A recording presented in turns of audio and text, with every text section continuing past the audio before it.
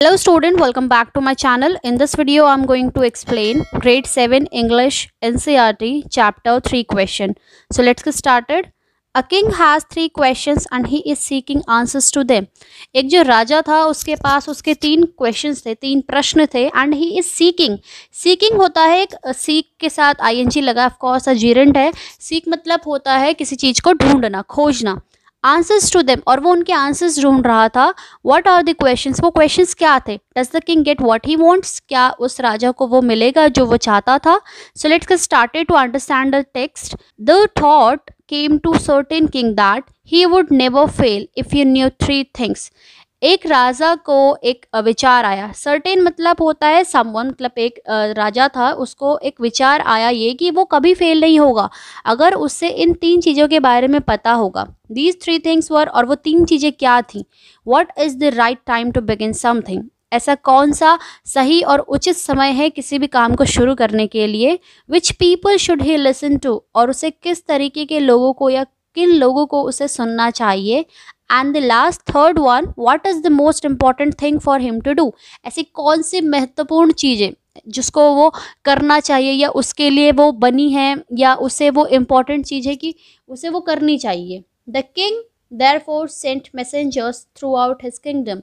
Messengers होता है student, a person who carry message, जो ये संदेश वाहक होते हैं, मैसेजेस लेके जाते हैं. तो उसके बाद राजा ने क्या करा कि अपने पूरे किंगडम में, मतलब थ्रू आउट मतलब होता है हर जगह, एवरीवेयर, अपने राज्य में हर जगह अपने मैसेंजर्स भेजे. Promising a large sum of money, sum of money का होता है मतलब पैसों की क्वांटिटी. यहाँ पे उसने बोला कि वो उन लोगों को पैसा देगा, प्रॉमिस करा उसने कि जो भी उसके इन 3 प्रश्नों का उत्तर देगा. Many wise men came to the king. MEN student यहाँ पे प्लूरल के सेंस में यूज़ हुआ है, तो इसलिए MEN यूज़ हुआ है मैन के लिए. बहुत सारे बुद्धिमानी लोग वहाँ आए राजा के पास. But they all answered his question differently, लेकिन हर किसी व्यक्ति ने उसका जो प्रश्न थे उनके आंसर ही अलग अलग दिए. In reply to the first question के रिप्लाई में some said the king must prepare a time table. कुछ लोगों ने कहा कि किंग को क्या बना लेना चाहिए, समय सारणी, यानी जो टाइम टेबल होता है. And then follow it strictly, और उसके बाद उसे बिल्कुल स्ट्रिक्टली फॉलो करना भी चाहिए. Only in this way they said could he do everything at its proper time. सिर्फ इसी तरीके से जो राजा है वो अपने सारे काम अच्छे तरीके से कर सकता है, समय उचित समय पे कर सकता है, प्रॉपर टाइम पे कर सकता है. Others said that it was impossible to decide in advance the right time for doing something. लेकिन कुछ लोगों ने यह तक कहा कि ये तो बिल्कुल ही नामुमकिन है, इम्पॉसिबल है डिसाइड करना कि एडवांस में कि सही समय क्या होगा किसी चीज़ को करने के लिए. The king should notice all that was going on, avoid foolish pleasures and always do whatever seemed necessary at the time. अब जो राजा था वो सब नोटिस कर रहा था, ये जितने भी ये लोग आंसर्स कर रहे थे उनको अवॉइड कर रहा था. फुलिश प्लेजर मतलब होता है यहाँ पे स्टूडेंट, फुलिश मतलब बेवकूफ़ों वाला जो प्लेजर, मतलब बाकी लोगों को लग रहा था कि वो लोग राजा के क्वेश्चंस का आंसर्स कर रहे हैं तो राजा खुश होगा, लेकिन ये सब अवॉइड करते हुए उसने नेसेसरी क्या देखा उस टाइम पे. Yet others said that king needed a council of wise men who would help him act at the proper time. और यहाँ तक कि कुछ लोगों ने ये भी कह दिया कि उसको जो उसका मंत्री परिषद होता है, काउंसिल मिनिस्टर्स होते हैं, वो अच्छे रखने चाहिए, उन्हें सुनना चाहिए, उनकी ज़रूरत उसे पड़ेगी ताकि वो कोई भी काम जब करे उचित टाइम पे करे. This was because one man would find it impossible to decide correctly, क्योंकि ये इसलिए भी उन्होंने कहा कि एक व्यक्ति यह नहीं डिसाइड कर सकता कि यह काम समय करने के लिए उचित है या नहीं, विदाउट हेल्प फ्रॉम अदर्स, बिना किसी की मदद लिए. The right time for every action, कोई भी सही काम करने के लिए या कोई भी एक्शन करने के लिए एक अकेला आदमी सक्षम नहीं होता है. But then others said that there were some things which could be urgent, लेकिन फिर कुछ लोगों ने कहा कि शायद कुछ चीज़ें अर्जेंट बेसिस पे हो सकती हैं. These things could no wait for decision of the council, क्योंकि फिर वो काउंसिल के वेट का डिसीजन नहीं करेंगे. अगर कोई इमरजेंसी हो गई तो ये नहीं कि मंत्री परिषद को बुलाया जा रहा है एंड देन डिसीजंस ले जा रहे हैं. That decision should be very quick. In order to decide the right time for doing something, it is necessary to look into the future. अब कुछ ने ये कह दिया कि हमें सही उचित समय या उचित काम करने के लिए जो हमें समय चाहिए उसके लिए ज़रूरत है कि हम भविष्य में देखें. And only magicians can do that. सिर्फ जो जादूगर है वो ये काम कर सकते हैं. द किंग, तो फिर किंग ने therefore would have go to the magicians, तो फिर किंग को कहाँ जाना चाहिए, उसको मैजिशियंस के पास जाना चाहिए। In their answers to the second question, अब ये बात थी पहले क्वेश्चंस के आंसर्स की, अब बात आएगी सेकंड क्वेश्चन की कि क्या क्वेश्चन था वो, कि उसे किस लोगों को सुनना चाहिए। Some said that people most necessary to the king were his counsellors, कुछ लोगों ने कहा कि उसे सबसे जो ज़्यादा सुननी चाहिए, जिनकी बात उसे सुननी चाहिए, वो है उसके काउंसलर्स, उसके मंत्री। अदर सेड द प्रीस्ट, कुछ ने कहा कि पुजारी। A few other choose the doctor, कुछ लोगों ने डॉक्टर्स को भी सलाह दी। And yet other said that he soldiers were the most necessary, और यहाँ तक कि कुछ लोगों ने ये भी कहा कि उसके जो सोल्जर्स है, सैनिक है, वो सबसे ज़्यादा इम्पॉर्टेंट है। To the third question some said, तीसरे प्रश्न के उत्तर के लिए कुछ लोगों ने क्या कहा, साइंस, कि विज्ञान को उसे देखना चाहिए। Other choose fighting and yet others religious worship, और कुछ इसके बिल्कुल ऑपोजिट थे, उन्होंने कहा कि उसे धार्मिक देखना चाहिए, धर्म देखना चाहिए, रिलीजन देखना चाहिए। As the answers to his questions were so different, जब उसने देखा कि उसके तीनों प्रश्न के भिन्न भिन्न आंसर है, मीन्स डिफरेंट डिफरेंट आंसर्स हैं, the king was not satisfied and gave no reward, king उन उत्तरों से बिल्कुल भी संतुष्ट नहीं हुआ। सेटिस्फाइड मतलब होता है संतुष्ट होना, एंड गेव नो रिवॉर्ड, और उसके बाद उन्होंने उसको कोई अवार्ड भी और रिवॉर्ड नहीं दिया। स्टूडेंट, अवार्ड और रिवॉर्ड में एक लाइट सा डिफरेंस होता है। रिवॉर्ड होता है जब कुछ एक्स्ट्रा ऑर्डिनरी काम पे आपको दिया जाता है। इंस्टीड, इसके बजाय, he decided to seek the advice of a certain hermit who was widely known as for his wisdom। इसके बजाय, इंस्टीड मतलब होता है इसके बजाय, उसने क्या डिसाइड किया कि वो खोजेगा, एडवाइस लेगा, किसकी, उस सर्टेन हर्मिट की। सर्टेन मतलब वो समवन, वो जो हर्मिट है, वो जो तपस्वी है, who was widely known for his wisdom, जो अपनी बुद्धिमानिता के लिए जाना जाता है। The hermit lived in a would which he never lived, hermit कहाँ रहता था, अपनी एक पुरानी जो उसकी कुटिया थी लकड़ी की, उसमें रहता था।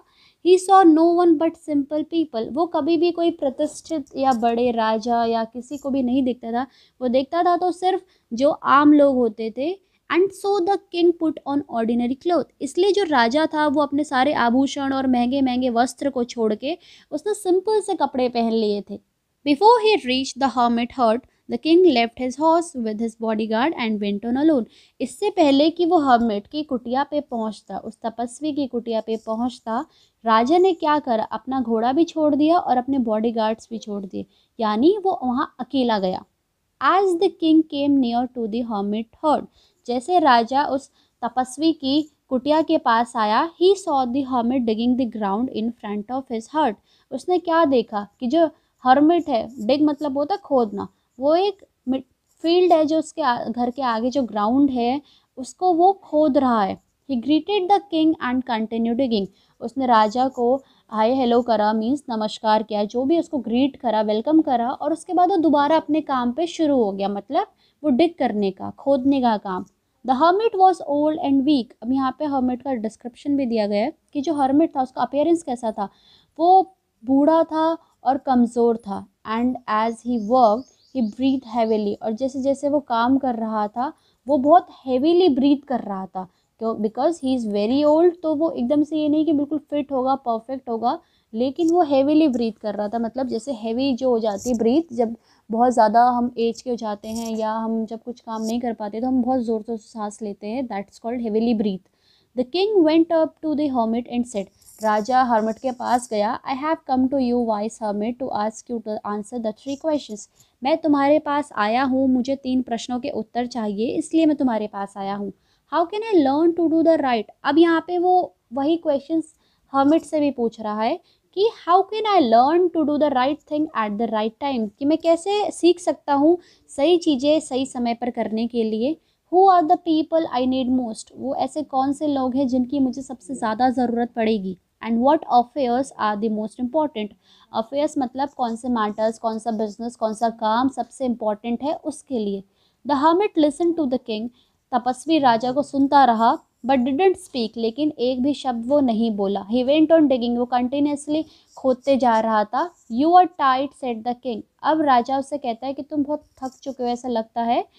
Late me take the spade and work in your place, spade इसकी जो कुल्हाड़ी और इसका जो फाड़वा है, उसको बोलता है कि मुझे लगता है कि तुम थक चुके हो, तो मुझे अपना ये स्पेड दो और मैं तुम्हारी जगह काम करता हूँ।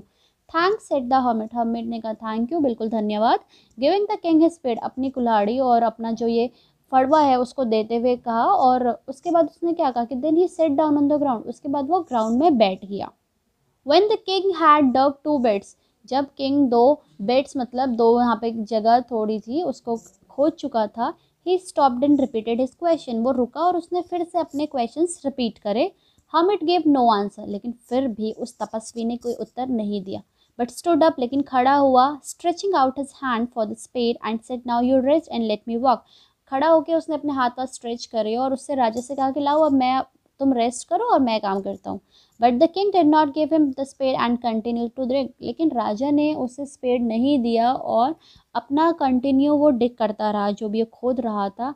1 hour पास, देन अनदर, 1 घंटा बीतता गया, फिर एक और बीतता गया, फिर एक और, इस तरीके से the sun went down behind the trees, यानी शाम का समय हो चुका था, सूरज पेड़ों के पीछे जा चुका था, यानी वो सिंक हो चुका था, डूब चुका था। And at last the king stuck the spade into the ground and said, और फिर लास्ट में जब राजा ने देखा कि शाम हो चुकी है और अभी तक तपस्वी अपने क्वेश्चंस का जो उसने पूछे थे उनका उत्तर नहीं दे रहा, उसने जो स्पेड थी उसको स्टक करा, ज़मीन पे गड़ाया और कहा, I came to you wise man for an answer to my questions, कि मैं तुम्हारे पास आया था बुद्धिमान व्यक्ति और अपने क्वेश्चंस का आंसर्स के लिए। If you can give me no answer, अगर आप मुझे कोई उत्तर नहीं दे सकते हैं, tell me so and I will return home, आप मुझे बता दीजिए और मैं वापस चला जाऊँगा।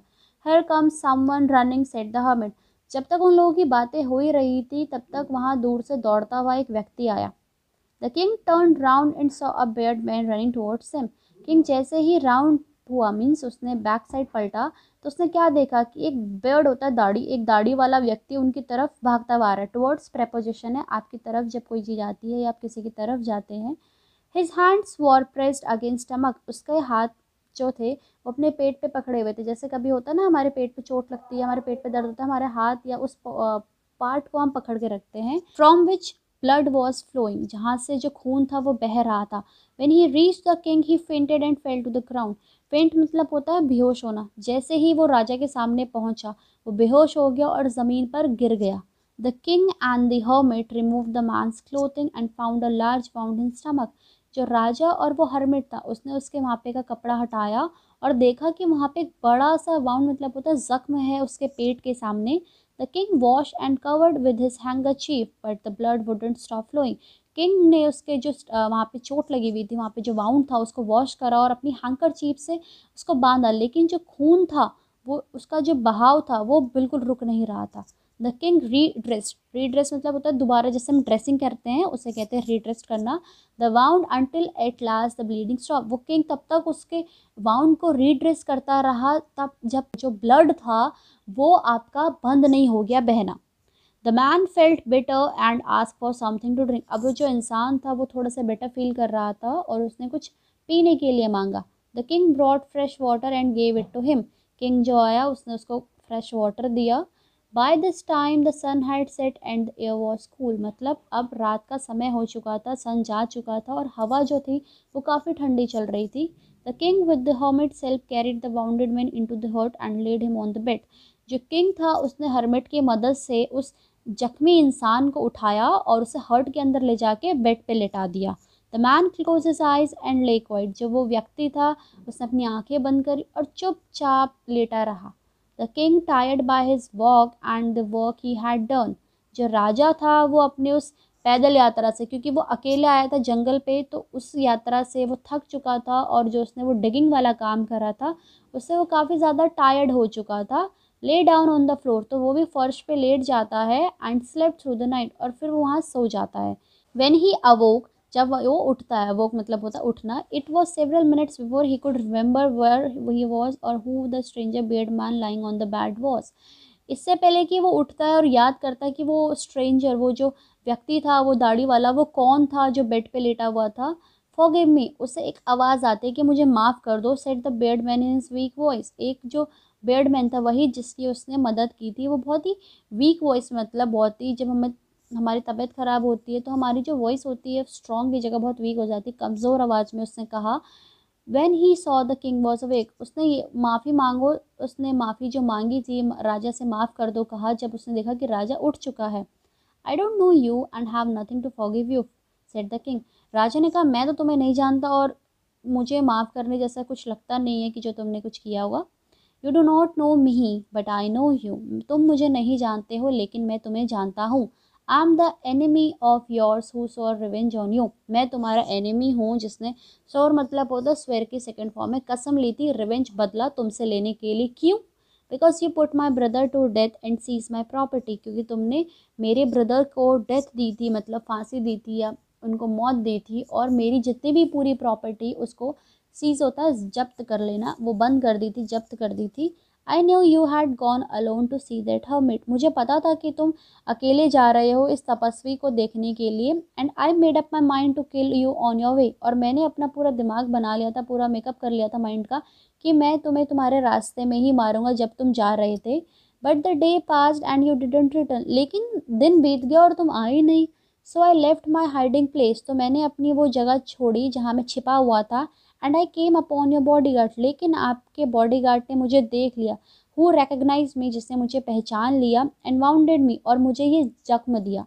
आई एस्केप फ्रॉम हिम, मैं उससे तो भाग निकला, एस्केप होता है भाग निकलना वहाँ से। But I should have died if you had not dressed my wound, लेकिन मैं मर जाता अगर तुमने मेरे वाउंड मतलब मेरे ज़ख्म को साफ़ नहीं किया होता। I wish to kill you and you have save my life, उसने कहा मैं तुम्हें मारने आया था लेकिन तुमने तो मेरी ज़िंदगी बचाई।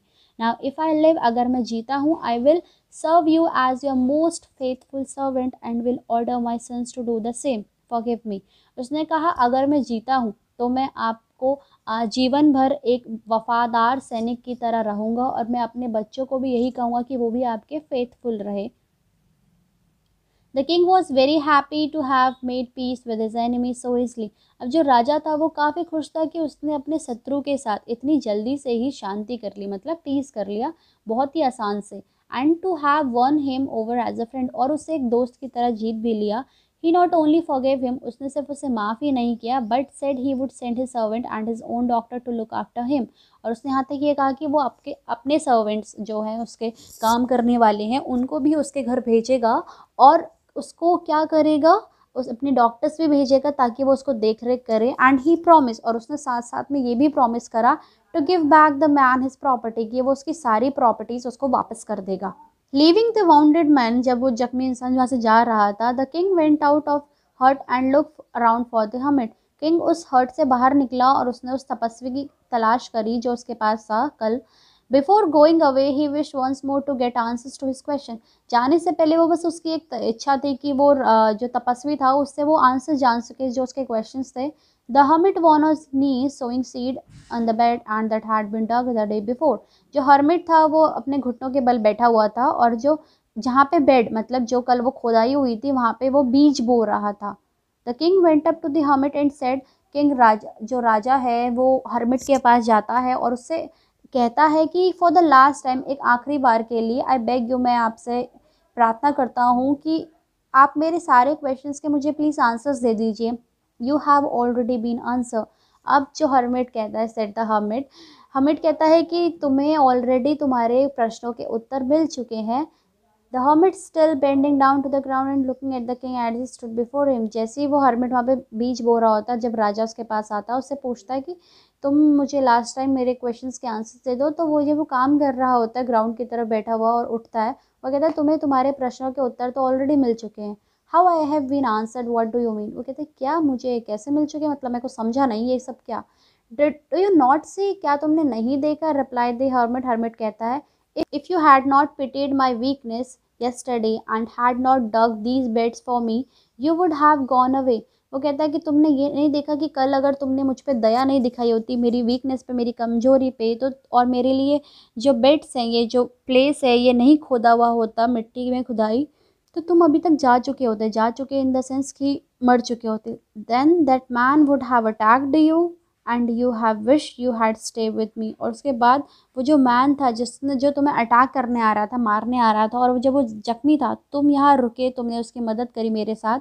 सो द मोस्ट इम्पॉर्टेंट टाइम, तो सबसे इम्पॉर्टेंट समय क्या था, was when you are digging the beds, वो समय जब तुम बेड्स डिग कर रहे थे। And I was the most important man, और मैं तुम्हारे लिए वो सबसे महत्वपूर्ण व्यक्ति था। And to do me good was your most important business, और सबसे तुमने मेरे लिए जो अच्छा करा वो तुम्हारा उस टाइम सबसे इम्पॉर्टेंट बिजनेस था, मतलब काम था। Afterwards when the man ran to us, उसके बाद जब व्यक्ति हमारे पास भागता हुआ आया, the most important time was when you are caring for him, सबसे ज़्यादा जो महत्वपूर्ण समय वो था कि जब तुम उसकी देखभाल कर रहे थे। Because if you had not dressed his wound he would have died without having made peace with you, अगर तुम उसकी मदद नहीं करते, उसको रीड्रेस नहीं करते, तो शायद क्या पता वो मर चुका होता बिना तुम्हारे साथ संधि करे हुए, बिना तुम्हारे साथ शांति करे हुए। So he was the most important man, तो वो सबसे ज़्यादा महत्वपूर्ण व्यक्ति था उस समय। And what you did for him was your most important business, और जो तुमने उसके लिए किया वो उस समय सबसे ज़्यादा इम्पॉर्टेंट काम था। रिमेंबर देन, अब वो बताता है कि याद रखो हमेशा, there is only one time that is important and that time is now. ये सबसे ज़्यादा इम्पॉर्टेंट आप लोगों के लिए भी स्टूडेंट की सबसे ज़्यादा इम्पॉर्टेंट टाइम क्या होता है, वो होता है आपका अभी, present, now. It is the most important time because it is the only time we have any power to act. ये सबसे ज़्यादा इंपॉर्टेंट इसलिए भी होता है क्योंकि यही वो समय है जब हम कुछ काम कर सकते हैं। मीन्स अगर पास्ट का होगा तो हम वहाँ कुछ नहीं कर सकते, वो ऑलरेडी हो चुका होगा। फ्यूचर का होगा तो वहाँ हम प्लान करेंगे, लेकिन सबसे इंपॉर्टेंट टाइम आपके पास आपका अभी प्रेजेंट है, आप उसे अच्छे से रखोगे तो then it will be good for you. The most necessary person, अब ये सेकेंड वाला, the most necessary person is the person you are with that particular moment, for no one knows what will happen in the future whether we will meet anyone else. दूसरा सबसे जो उसने question पूछा था उसका answer Hamid ने ये दिया कि सबसे इम्पॉर्टेंट, सबसे ज़रूरी इंसान वो है आपके लिए जो उस समय आपके साथ है, जो एट प्रेजेंट आपके साथ है। ये नहीं, क्योंकि हमें नहीं पता कि फ्यूचर में वो इंसान हमारे पास होगा या फ्यूचर में हमारे साथ कौन होगा। तो सबसे इम्पॉर्टेंट पर्सन है जिसके सामने या जिसके साथ आप अभी हो। द मोस्ट इम्पॉर्टेंट बिजनेस, और सबसे अच्छा काम वो यह है कि to do the person good, किसी भी इंसान का अच्छा करना। Because we were sent in this world for that purpose alone, क्योंकि हम इस वर्ल्ड में उस काम करने के लिए अकेले ही आए, हम किसी को अपने साथ लेके नहीं आए कि हमारे साथ कोई होगा तो तब अच्छा होगा, या नहीं होगा तो हम बुरा करेंगे। That's all up to you. Means इस टोटल पूरे कंक्लूजन में अगर हम देखा जाए तो तीन चीज़ों की इंपॉर्टेंट बात की गई है। पहला है टाइम, आपका जो अभी प्रेजेंट चल रहा है, so never waste that. Second है आपका इंसानों की रिस्पेक्ट करना, जो आप लोगों के साथ है, पीपल्स की रिस्पेक्ट करना या किसी भी चीज़ की, फिर डजेंट मैटर कि वो रिच है, पुअर है, या जो भी है।